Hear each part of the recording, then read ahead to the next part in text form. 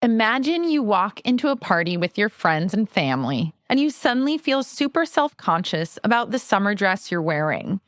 Even though you felt good about the dress before you showed up to the party, after all, you put it on, you put your makeup on, you were feeling good. Once you walk in, you're suddenly concerned. Am I overdressed? Does this dress make everyone around me feel underdressed? I hope I don't look like I'm trying too hard. Is the neckline too low cut? Is this print too bold? Is this a little too tight? Is it showing off my body in a way that might make people uncomfortable? You suddenly feel like everybody is looking at you and you become worried about your body.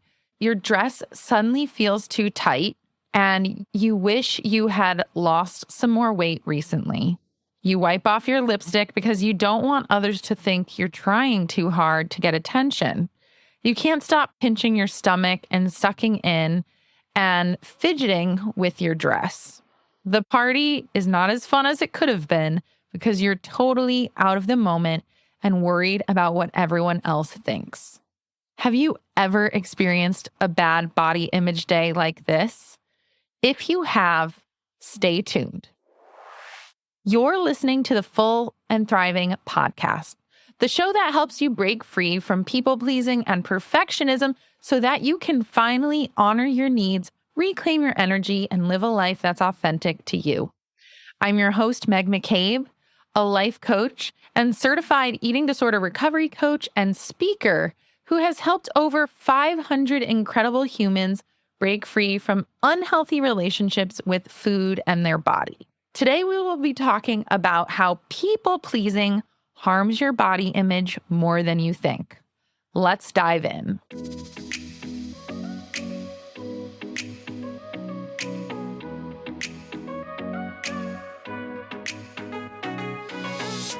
If you can relate to the scenario I just shared, I hate to break it to you, but you might be a people pleaser. And first of all, I want to say no shame in that. That's been part of my life journey. And the more I study this, the more I realize it's something I struggle with and have always struggled with, but working on it. The more I dive into studying body image, the more I see the link between people pleasing and body image altogether. Think about it.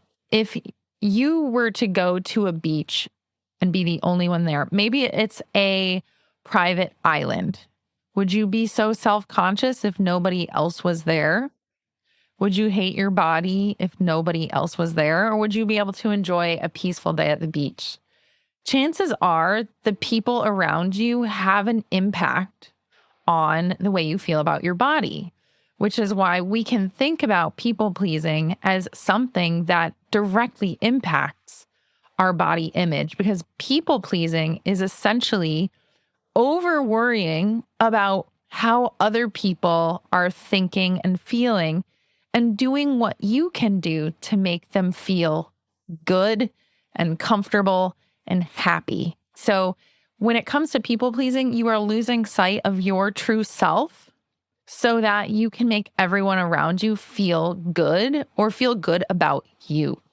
In this episode, I am going to share with you what people-pleasing is in more detail and 3 ways it's harming your body image more than you think. First of all, let's talk more about what people-pleasing is. People-pleasing is a behavior where someone prioritizes the needs of others over their own, even at their own expense. So many people pleasers have difficulty saying no, they take on too much work, they avoid advocating for their own needs. They may also go along with things they don't agree with, conform to harmful behaviors to just keep the peace, or tell others what they want to hear, even if they don't believe in it. People pleasers are people who constantly seek the approval of others and are always striving to be liked. Now, if you're a people pleaser, there's nothing to be ashamed about. I've spent the majority of my life being a people pleaser. And just like perfectionism, there are some really positive qualities that come along with it. For instance, I'm super considerate of other people's feelings. I can anticipate the needs of others. And in general, I am a caring person. However, there have been times in my life I've lost sight of my own needs, wants, and desires because I want to be liked or approved of. And that is when it is not okay. And I'm telling you, I'm working really hard to no longer do that.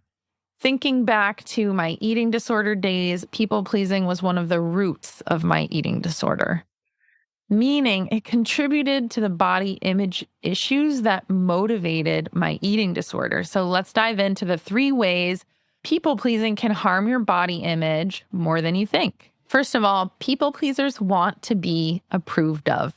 So the need to fit in and be well liked and accepted can be a massive contributor to body image issues. I would go so far to say that I took on my eating disorder because of all the positive feedback I got from my peers at school related to my size, appearance, and weight loss.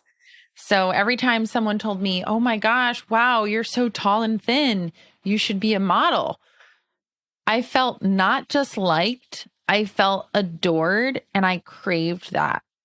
It made me feel accepted and special, especially after having really awkward puberty years and having never had a boyfriend. It made me feel like really valued. And I'm telling you, I was such an awkward middle schooler and high schooler, especially early high school, that I found that the better I dressed and the thinner I was, the more accepted and liked I could be. So the praise that came with being thin boosted my confidence as a people pleaser and motivated the eating disorder. I felt like being in a thin body kept me safe from things like rejection or being judged or being that like awkward kid I used to be. This became a big problem because whenever I gained weight, my self-esteem would plummet and my self-worth would as well. The interesting thing was, I was convinced that I'd be more likable, more interesting if I was thinner. But in reality, what happened was when I gained more weight during my recovery process, I actually became a more outgoing, relaxed, and fun person. And isn't that crazy how a nourished brain could do that? I had more friends than ever the summer I recovered than the summers before that when I had this thin model body. So actually, I became more approved of and liked after my weight gain because I gained my personality back. Which one would you rather have, right? Would you be in a place where you'd rather be striving to be liked and starving yourself? Or would you rather be living in a body where you can be present and personable? The second way people pleasing harms body image is that people pleasers also want to make everybody around them feel happy and comfortable. So when you feel the need to do this, it can go as deep as using your own body as a way to make people feel happy and comfortable. For instance, perhaps you grew up with a critical mom. Every time you lost weight, she would be happy for you and applaud the change, whether or not the weight was lost in a responsible way. When you gained weight, you feel self-conscious, not so much because of the extra weight and how it makes you feel, but because you know your mom wouldn't be as pleased or happy or as proud of you because of your appearance and the change in the weight. In that same scenario, you want your mom to be happy, and you start to associate her happiness with your size, which is totally messed up. So sometimes I've seen clients get wrapped up into dieting because they are better responded to by the people they love. And sadly, we cannot keep telling ourselves that we can control how people think and feel. So as a people pleaser, it's very easy to think to yourself, oh, I can do X, Y, and Z to make this person happy. But in reality, we don't have as much control over a person's emotions as we think. Other people become suddenly uncomfortable and, quote, concerned for them or concerned for their help. And the people I know in larger bodies say that they've turned to dieting to be smaller and try to make others feel comfortable when they walk into a room. This is so unfair to the individual because how others feel about your size is not your responsibility to manage.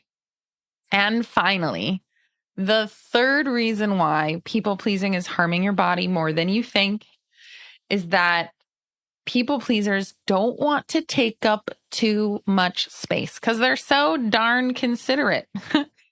The phrase too much space could be seen as a term related to body and size, which it often is, but it can also be too much space as in too loud, too extroverted, too opinionated, too bold. And to me, the concept of taking up too much space is less related to size as it is to being seen and noticed by others. Many people who worry they're taking up too much space share that they don't want to be seen because they feel more vulnerable and exposed when they're seen. When it comes to body image, taking up too much space is related to size because the larger you are, the more likely you are to be seen just because you take up more space, which puts you in a risk to potentially being judged or criticized or put in a more vulnerable position. The idea of taking up too much space is also related to traditional gender expectations for women. Women have historically been expected to be small, quiet, polite, ladylike, etc. And this fear of taking up too much space is a self-consciousness amplifier, right? You don't want people to see your body's flaws, quote, in quotes, or the things you're self-conscious of. Being worried about people seeing the changes your body is going through is definitely connected to people pleasing because you're concerned about how they will perceive these changes and if they will judge you. I also find that taking up space blends in with body image when it comes to clothing and style choices. For me, because I'm very tall, when I choose to wear heels, the people pleaser in me always cringes, and it is tough still for me to deal with because I don't want people to be uncomfortable because they are too short around me. This happens to me all the time. Whenever I put heels on, a short person will literally say to me, "Oh my gosh, you're making me feel so short." And they say it in this ashamed way. And I always hate that. I feel guilty. I feel sad. I regret wearing the heels. Sometimes I'll take the heels off and I will feel like I'm taking up too much space. I'll feel very uncomfortable. I never got to the point where I slouched everywhere where I was, but I have gotten to the point where I'm actually feeling bad for making people feel a certain way. So this idea of taking up space can really be extended towards things like bold makeup, alternative hairstyles, hair colors, bold prints, wacky tights, lots of color, loud personality, lots of volume in your voice, you name it. Taking up space can be so many ways outside of body size. And in a way, it's taking up space as in how are you drawing attention to yourself? And if you are drawing attention to yourself, is that making you feel uncomfortable? So again, as a people pleaser, there might be a concern about being seen, and that makes you feel vulnerable and exposed. Those are the 3 reasons why people pleasing is harming your body image more than you think.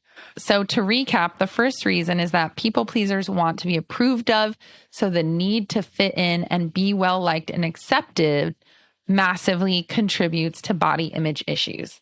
The second reason is that people pleasers want to make everyone feel happy and comfortable, and sometimes they'll go as far as changing their body to do this, which is, again, totally unfair and not okay. And then finally, the third reason why people pleasing can impact body image and how is that people pleasers don't want to take up too much space. And that could be in the form of body size or how they express themselves through their style and their personality and other choices.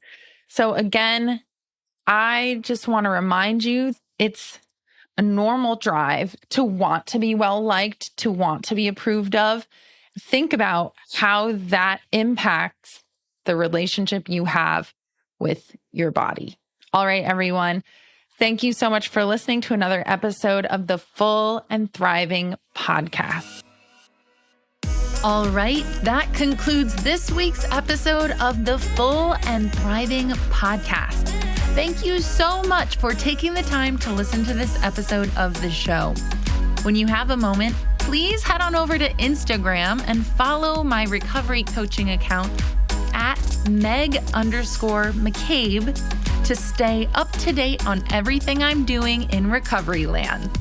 And if you're feeling extra inspired, please send me a direct message to let me know how this podcast has impacted your life. I'd love to hear your feedback. Thanks again for listening, and I'll see you next week.